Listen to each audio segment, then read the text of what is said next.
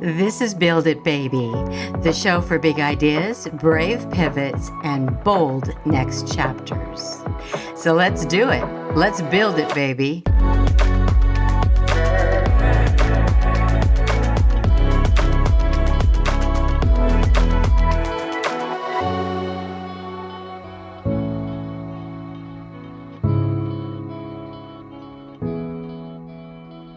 Hi there, Penelope Bent here. Welcome to Build It Baby, where spirit meets strategy and your next move just may be your best one. And today I want to talk about something that I think every single one of us is feeling, whether we can name it or not. And that's change. And I'm not talking about the inspirational kind, the new year, new you kind. I'm talking about the kind of change that feels constant, relentless, that's faster than your ability to process it, that type of change. The kind of change where just as you get your footing, the ground shifts again. Careers are in a different mode of operation. Industries change overnight. Relationships are constantly becoming more and more inconsistent. Technology, well, hell, that's faster than the speed of light. Identities are changing. The rules are changing. Our rules of engagement. What is the appropriate protocol in our relationships and the conversations that we have today? It is really changing, and it's changing fast. Everything feels like it's moving. And it's not just meandering down the road here. It's moving fast. Faster than many of us can barely keep up. It's changing so fast. So if you found yourself thinking, why do I feel like every day gets more complicated than the previous one? Or why do I feel tired even when I'm motivated? Or why does stability feel harder to find than ever before? Well, I have to tell you, babe, you're not alone. Because here's the reality of it all. Change isn't coming. It has been here all along. It's just coming so fast, much faster. And unfortunately, it's not slowing down. So you have to ask yourself, why does everything feel so heavy right now? And I think my answer to that one is that I really believe that we are living in one of the fastest periods of change humanity has ever experienced. And I know you're thinking, well, hell, this chick is no spring chicken. So of course she's seen a lot of change. But the fact is, today entire industries are transforming in real time. Career paths that once made sense, they no longer exist. Technology is advancing faster than our emotional system can keep up. And socially, culturally, and economically, we're being asked to adapt constantly. I mean, we're being asked to adapt so rapidly, we can't even learn it. We can't even get comfortable with it. We can't even plant our feet before the ground is moving again. And here's the part that matters the most. We are not built to process nonstop change without pause. Humans are not wired that way. Our nervous systems, they're old, they're ancient, and they were always designed for seasons. Now, one thing when I was thinking about this and I was realizing that we fit when it comes to the idea of seasons. And I remember when I was, just close to turning 50. And I knew that I was in that, getting ready for the menopausal thing. And I remember sitting down and having coffee with my husband, which I do every single morning of the last 34 years. I said to him, I'm really bothered by all of this. I don't want to have any more children. But I don't like the idea that I can't, that my body is no longer capable of giving birth and bringing new life into this crazy ass world. That really bugged the shit out of me. And so I was sharing this with him, and I thought this was just so fascinating. I have never, ever forgotten this. He looked at me and he said, yeah, but every season, it has its beauty. Every season, you're getting something from that pause, that kind of new you, the new calibration. And so with that, I was really paying attention, and I grasped and felt that to my core. And I mean, a side note was that I never went through the whole menopausal piece. And I know that I'm like 0.1% of yada yada. But I wonder sometimes, was that because of my mindset? Was that because I embraced the idea of that change? That maybe I would not, I didn't want to have any more children, of course, at 50, but would the fact that my body was changing bring me some additional new glowy insight? Would I feel more confident about myself as a woman? What were those new changes that I was going to be embracing? So I think when we think about how we're coping with all this change, I think that we need to understand that we were built for cycles, for rest between disruptions. But instead, we're being asked to learn faster, decide quicker, pivot more frequently, and grieve losses so quietly, if at all. And we're doing all of it while instinctively comparing ourselves to others who appear to be thriving. That combination, it creates absolute exhaustion. And one thing I want to mention about this comparison thing that I know so many are going through in this time in our history, I learned early on, don't ever judge a book by its cover. I remember my daughter when she was, late 20s, and she really wanted to get a Range Rover. And man, everybody that drove a Range Rover, they got their shit together and everything's fantastic. And I remember she and I were having lunch one day, and I said, never judge a book by its cover. You don't know whether that woman driving that beautiful car is going through some of the toughest periods of her life. Maybe she drives home and her husband's a complete ass. I mean, we don't know the whole story there. So I learned early on, don't buy that the whole thing is peaches and cream. And when you see your, the social medias with everything is so hunky-dory, nah, I ain't buying it, because it just doesn't work that way. Life doesn't give you this high tide or low tide or whatever it is, a life that's always at the pinnacle, at the perfect. Perfect doesn't last forever. Everything changes. Nothing stays good forever, and nothing stays bad forever. So, just a side note, I really want you to not compare yourselves. Those are stories. They're pretty, and they're all beefed up to be exciting and pretty. But I mean, in reality, we don't know the facts about the whole story. But when we do make those comparisons, it just creates such an exhaustion, because that feels like a failure to many. And let me tell you something. When you took your first breath, you are not a failure.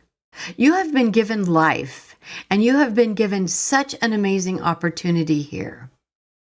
What you're feeling is not a weakness. I believe it's an adaptation fatigue. I remember when my husband and I did our downsize from our big house, and it was at the point where we were still seeing the vacuum marks on the carpet in some of the rooms because we never went into any of them, and it was ridiculous. We didn't need that big of a space any longer, and we sure as shit didn't need the overhead.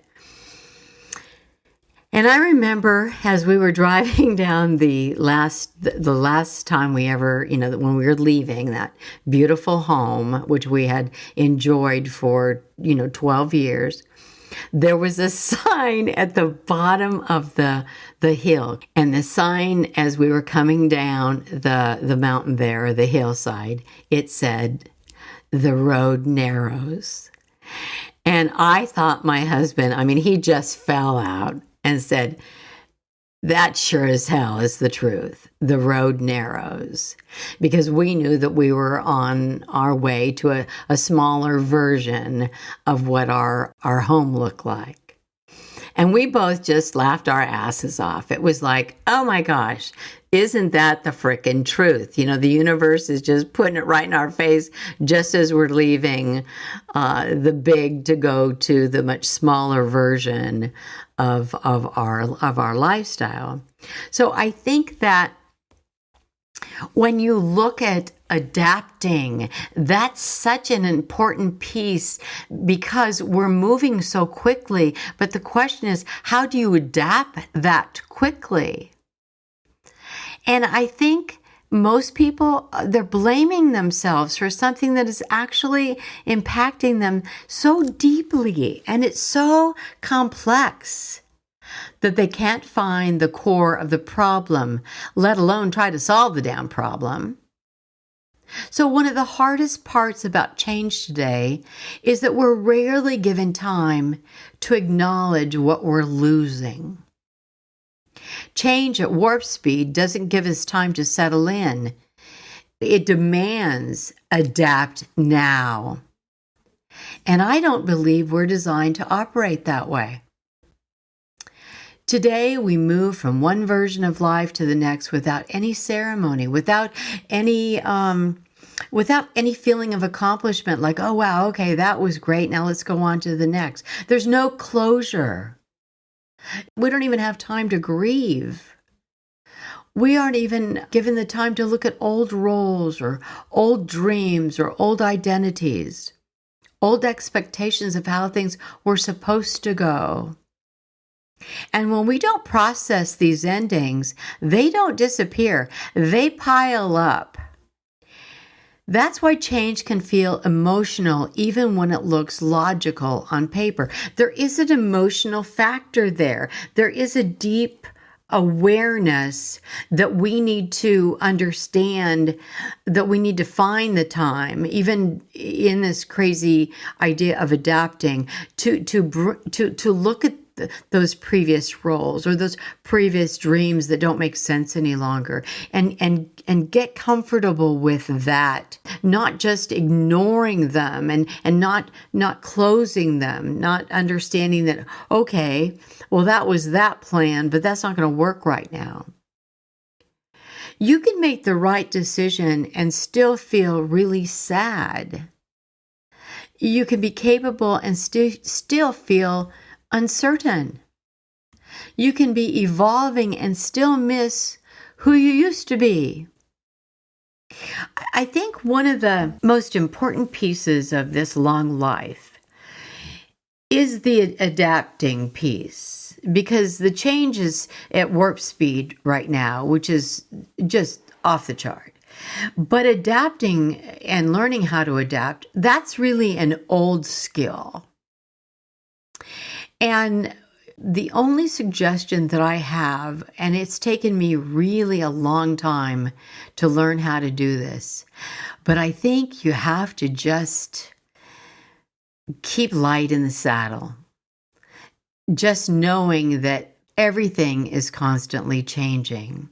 So letting the movements come, you're embracing a new you, you're embracing a new home, whatever the case is, but knowing that you're attached, but knowing that there's perhaps, maybe there'll be another home in the mix as well. Keeping it light in the saddle, keeping your dreams in front of you, but understanding that It's not, you don't have to have that particular one all the time. And in some ways, I think it's kind of neat because it keeps you dreaming. If you can absorb the change and keep dreaming instead of the one big dream and, that one's off the table now, I think it will feel more comfortable, or you will be able to handle it with less emotional stress and interference. Change doesn't ask us to learn new skills.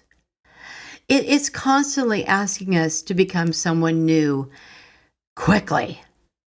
Well, it asks us to release old versions of ourselves immediately.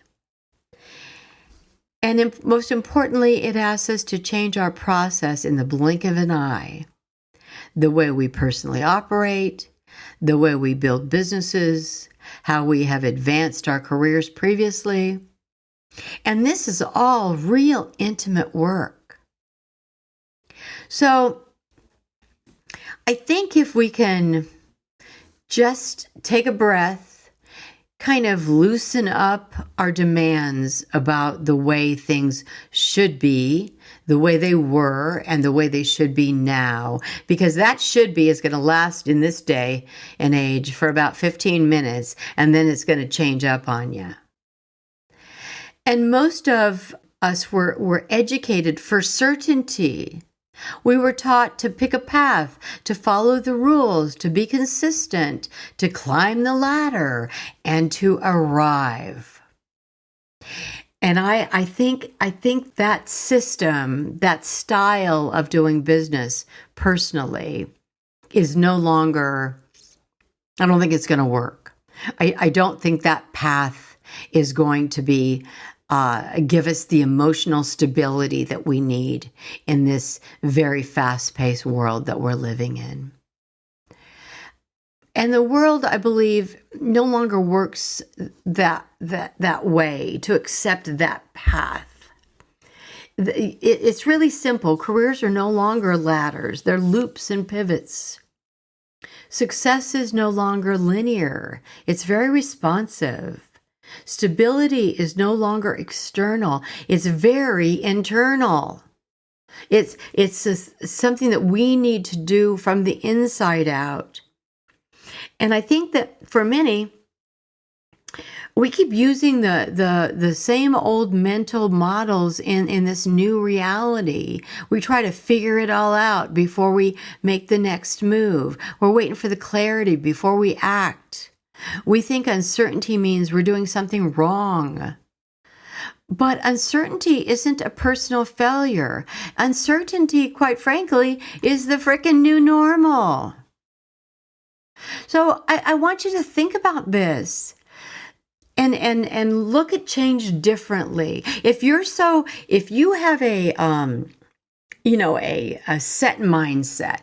No, I planned this. I'm going to do it this way. This is the way I wrote the damn chapter, and this is the way it's going to end. I think you are doing yourself a real injustice, because it ain't fucking going to work that way anymore. Change is not disruption. It's learning. It's an attachment that's the issue. When we cling to certainty in a world that no longer operates that way, we create our own suffering. And that's why so many capable people feel like they're unraveling. I mean, I totally get this. It feels awful at times. It feels like everything that I thought worked, that the way that had always worked previously, that's off the table. Cut that piece of paper up and throw it in the garbage, because it's not going to work for you now. And if you're trying to cram a square peg into a round hole and do it the old way, you're going to make yourself miserable and you won't accomplish a damn thing. Got to be flexible. When we cling to certainty in a world that no longer operates that way, we're really making some bad decisions there. We're creating suffering that that many will not be able to repair. I've really believed that life never moved in a clean, straight line. It just bobs and weaves. 1 minute you've got this forever changing piece that that we've got to all learn to live with. We need to learn how to adapt constantly from small to big and then from big to small. If you're building a business, career, or life today, there are new skills that matter more than ever. And they're simple. No hustle. There's no perfection. Not having all the answers. Not trying to understand more technology. None of the above. They don't work anymore. And based on my experience, and wow, I have had many, some good, some bad, but collectively a lifetime of change, I believe these 3 knowings will help you learn how to adapt. So here's the part where I tell you exactly what I know. These are my knowings, the things I no longer question because they've shown themselves to me again and again. Not from a book, but from building, getting knocked down, getting back up, and doing this work in the real world. Knowing number 1, change will not slow down. But you can. You do not need to react to every shift immediately. Speed without grounding will lead to burnout. Regulation comes from reinvention. Sometimes the most powerful move is to pause long enough to breathe, feel, and stabilize before you decide what's next. You need time to reset. Knowing number 2, your value is portable. You don't have to stay in one place to bring all of your greatness to the table. Your worth is not tied to a title. It can change. But you're still as strong as you were, whether you were the CEO of this or the VP of that. Your company can change. The industry can change. A role that may no longer exist. It's off the table now. Your skills, your wisdom, your perspective, and resilience move with you. You take it like a little suitcase full of these deep emotional skills that give you stability. When you remember that, change becomes less threatening and much easier to navigate. And number 3,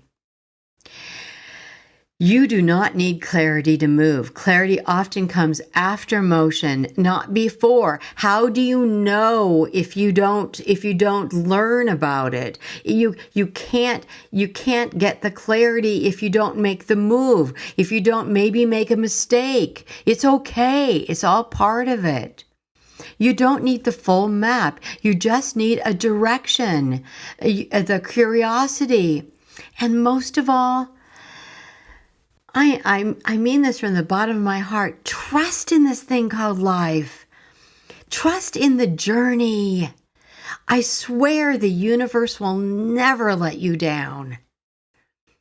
If you step out there and just believe in it, just even believe in it a little bit, take some small, honest steps, gather some information. Because with the information, you'll create the confidence you need to be able to build your dreams. And remember, keep it light in the saddle. Your dreams need to be flexible. They need to move around. You just need to have the stability and all the emotional tools to be able to handle that. So those are my knowns. And I think that that it's important to find that stability, to create that emotional stability, and to have faith in this thing called life, because it'll give you the ride of a lifetime. So that's what I got to say about that one. Okay. So it's time for our listener question. Here we go, from Alyssa in Oregon. Oh, okay. How did you pick the names of the companies you built? Great question, Alyssa. I'm a big one for the power in a name, the power in a brand.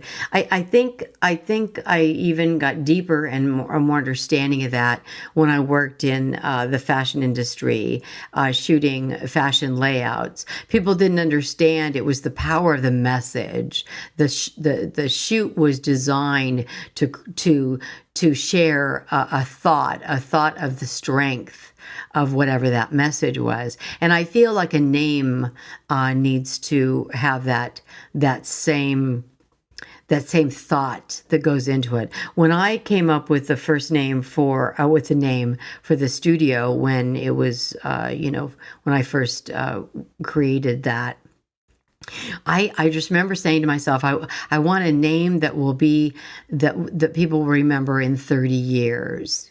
I remember looking at the studio after many, many years of operation and leaving the building after a really successful event. And my producer at the time looked at me and said, "Yeah, there you go, babe, your name in lights." And I looked back and saw, climbers with the name spelled in cursive in this beautiful, bright neon light. So I think names are very important. I remember when I was driving over the Richmond Bridge. I have a thing about water. I'm a Cancer girl, and I'm a double water sign. So water is a big thing for me. I do a lot of thinking around water. And I was driving over the Richmond Bridge. I was looking at the sparkles of the lights on the water. And I was thinking about the name of the magazine. And I wanted the magazine to its tagline to be, "Where form and spirit become one." I wanted women to find something in that magazine where their spirit and their form became the essence of who they were. So their beauty came out in the joy of their body language, of how they looked and how they navigated through the world. And so driving over that bridge, the idea of fuse, F-U-S-E, came to me because I wanted the feeling of fusing those two pieces, fusing the spirit and the form together as one beautiful woman. So that was how I kind of came up with that one. And interestingly enough, when the idea of the podcast came, it had some other names that were kind of, batted around, and I'm so into wanting to help others build great lives and great businesses and so on, and have great careers, that I just walked into the office one day and just kind of shouted out, "Build it, baby." And that was that. And that's how the title of the podcast, and now, the company is moving along, and you'll be seeing that out there on a platform here shortly. So yeah, names are big. But for me, it was a kind of an intuition, something I really sat with, because I wanted them to have a name that I was, that I was really, that I was into, that was powerful to me, and that I felt would be powerful to others, and find their way through in the marketplace. And that's what they all did. So yes, so great question, Alyssa. That's how I put that one together. All the names, they're fun. And please don't hesitate to reach out to me, because I'm really great at coming up with names. Actually, my daughter and I just had a conversation about a new company that she's building, and I remember the name that she had thought about using, and I was so grateful to see that she did finally pick that one, because it's an amazing, very powerful name, and I know that business will be as successful as the many other ones that she's built so well. So if you're feeling tired and uncertain or disoriented right now, and wondering how to respond to a world that is changing so rapidly, I just want you to remember your job is not to outrun change. It's to move with it without losing yourself in the process. Keep it light in the saddle. So if this episode resonated, please share it with someone who's navigating change right now. And if you're ready to build with intention, not default, you know where to find me. Until next time, build it, baby. Always best P.